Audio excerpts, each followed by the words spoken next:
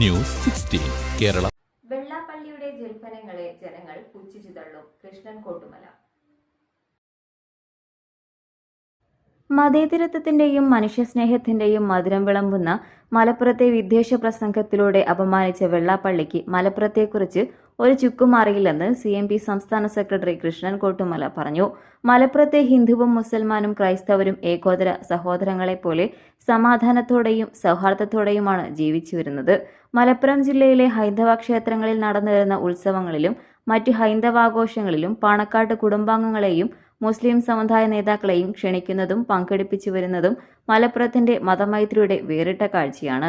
ഇതറിയണമെങ്കിൽ വെള്ളാപ്പള്ളി നടേശൻ ചുരുങ്ങിയത് 2 ദിവസമെങ്കിലും മലപ്പുറത്ത് വന്ന് താമസിക്കണമെന്നും വെള്ളാപ്പള്ളിയുടെ വിദ്വേഷ പ്രസംഗത്തിനെതിരെ ജനാധിപത്യ മതേതര വിശ്വാസികൾ പ്രതിഷേധിക്കണമെന്നും കൃഷ്ണൻ കോട്ടുമല ആവശ്യപ്പെട്ടു. ന്യൂസ് 16 മലപ്പുറം.